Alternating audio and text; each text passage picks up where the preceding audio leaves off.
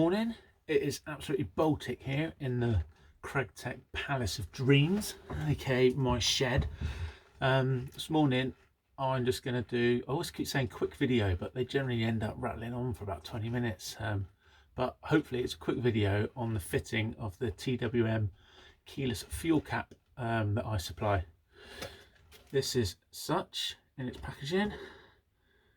There we go, this is the black version. I've been selling them for probably about 4 months now as an authorised TWM dealer, along with their clutch and brake levers. I'm going to be fitting it to the MT10, but the TWM fuel caps across the Yamaha range are all the same. Some of the common feedback that I've got is that the original fuel cap has 3 screws and the one I supply is 5, and I'll show you why that is. Where the tubing goes and how it doesn't quite fit into the breather hole, and how that may or may not matter. And the main sticking point is how do you get your key out of the fuel cap once you've removed it. So I'll be covering all those bits now in this hopefully short video. At 6 o'clock position, as if sat on the bike, that is your vapor or venting hole, and this one here is a drain. This one's raised slightly, this one's recessed slightly. The reason for that is on your original fuel cap you have this seal which seals between the tank and the cap, but water can still get in here. I'll periodically take mine off and give it a wipe and a clean, but water can still get in. Bike's on the side stand, this is the lowest point. With it being recessed, so any water that builds up from weather or washing drains into here. And for those that have had your tank off, there's a tube connects under the underside here and runs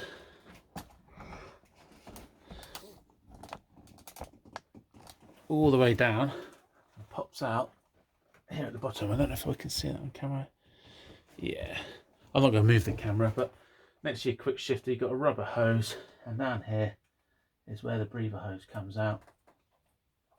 Mine's actually all a bit bunched up from the last time I had my tank off, but that's it. And the hose at the bottom here, so any water comes in just drips straight out. What we have on EU bikes, and I think any bike built or sold anywhere other than the US, is also this vent hole. That tube, there's a tube on the bottom of that goes to something called a charcoal canister, which sits underneath the fuel tank here, and it's purely an emissions thing. So any vapors that build up from the evaporation of the fuel, stopping just venting into the air, they go down into a charcoal canister where they're then I don't know what it does. I suppose there's some sort of reaction, much like a catalytic converter, that neutralizes the gases. The charcoal canister is a common problem in the summer when your bike won't start initially and you think, what the fuck is going on? That's because vapors have gone to a charcoal canister and it's got to be purged, or all that's got to get rid of before you can get the bike ticking over again. In the States, this tube here just comes down the drain, same side as the drain hole, and just vapors out there. Yeah, they don't care too much about it. A common mod, especially with tuners, I understand there's a handful of them that actually remove the charcoal canister when they're tuning your bike, just rip it out. So you can do that. I'm not doing that today. I haven't done it. I will, but I'm not doing it today because I cannot be bothered to get my fuel tank off. Sun's out, despite it being Baltic, and I'm going to get out on the bike in a minute. But under here you can take the charcoal canister out, and with the tube there get another bit which is longer, and just run that down the side. So that is what these holes are for. It's a hell of a long video already, isn't it, just to fit a fuel cap? But I like to sort of explain the reasons why things are what they are. So 3 screws, 1, 2, 3, 3 holes. Remove the fuel cap out onto the bench. We're going to reuse this, so that will just peel off like so. And then how do you get your key out, your fuel cap? When you close the fuel cap, when it's fitted, you're pushing down and you're pushing this up and that's what needs to happen for you to get the key out to simulate it being locked. So at the moment I can unlock it, but I can't remove my key. By pushing that down, you simulate it, he says, being locked, and key comes out. Job done. Keep that, pop it away to one side, which then takes us to the new fuel cap. Comes with instructions. Please read them in conjunction with this video. TWM, like any good business, look to save as much money as they can whilst providing the widest market as they can. So TWM fuel caps, this bit, the actual housing, that will change in diameter, and it says, and the hole will move depending on where the, so this bit's generally the same, the setup's the same, and the fixings are the same. So what TWM do is they supply a series of spacers. The screw will go in, the spacer will go on, and then it will bolt into the fuel cap with the spacer set in the height of the cap so it sits flush. What you get in the pack are 2 dummy screws which go in the almost 2 and 11 o'clock positions, because Yamaha only used the 3.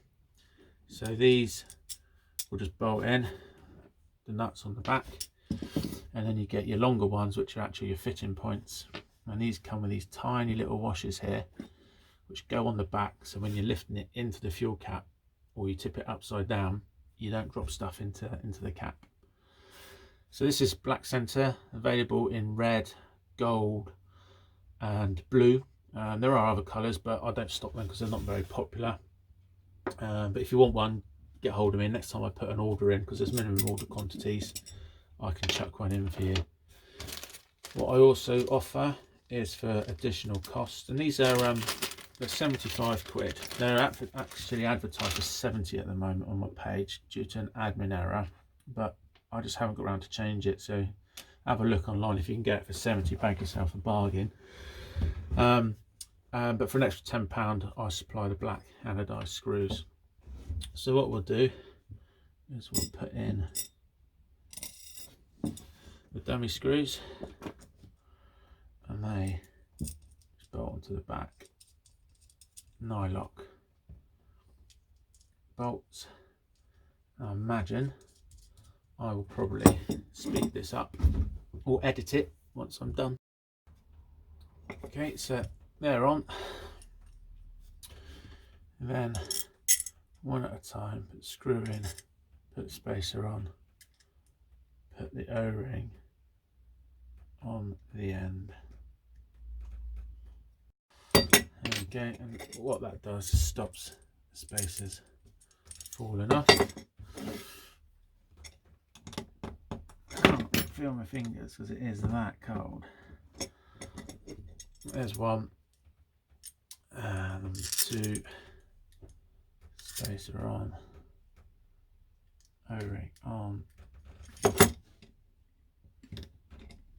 like so, and finally number 3.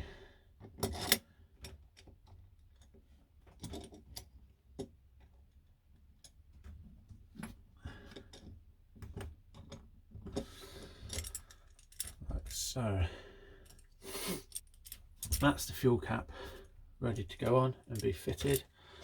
Like I said, we're going to reuse this bit, and this just slots. You might have to have a bit of a wiggle with the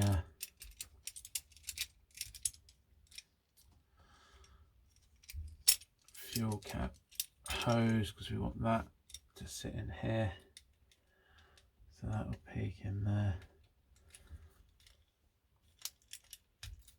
like so. And the first thing I can see immediately is the bolts there. So you can either fit this and put the bolts over this fuel cap, over this, or here's one I made earlier for when I fitted a rather cheap and nasty fuel cap, but I amended mine and gave it a bit of a trim on my old one. Like I say, before I start selling these parts, I buy them, I fit them, I mess around. So I bought myself a second-hand fuel cap, which is why I've got two of these rubber things. And I mess around because I won't sell, do a video, or install anything, promote anything from my site for our bikes or for any bike that I'm not prepared to fit myself. And there,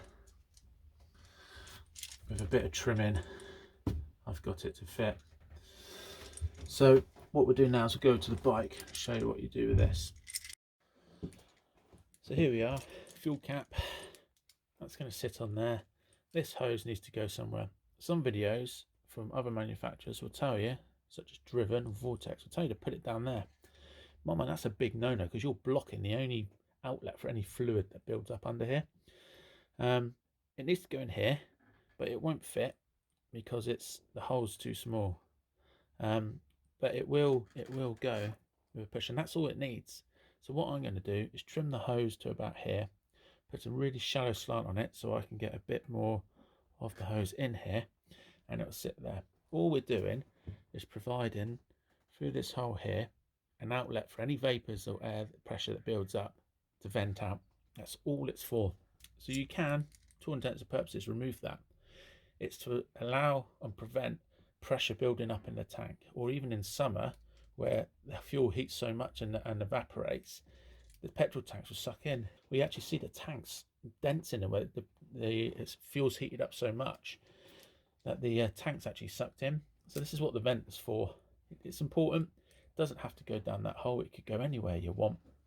But by putting the tube in that hole, even though it's raised, you're still reducing the chances of any water ingress coming down into that hole, which, as I say, for removing a charcoal canister, doesn't matter. So I'm going to do that now. So I've got my hose.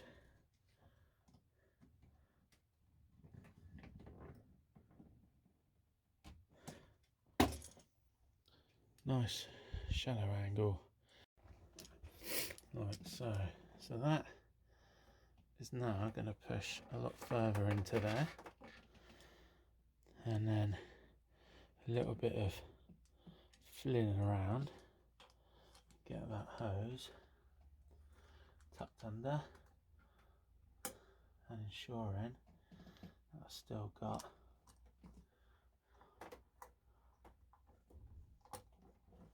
I'm making that, that's looking smart, that.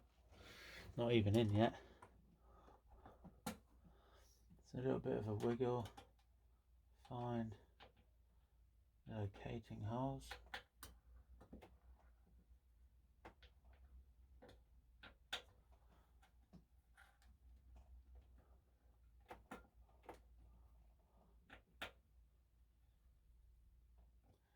Now you don't have to do these up massively tight, guys, girls.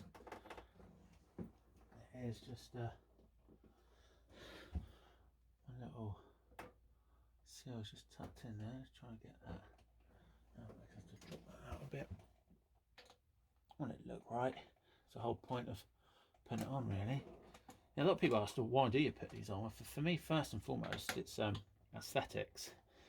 But actually, in the cold of winter, when you're filling up your bike at your local petrol station, you've got your heated grips on, you've got your phone on your bar mount. Now it's pay at pump, so we don't need a D kit, but you've got to turn your ignition off and everything else that goes with it's your Google Maps turns off on your phone, and you lose your song that you're listening to or whatever if you've got that all jigged up.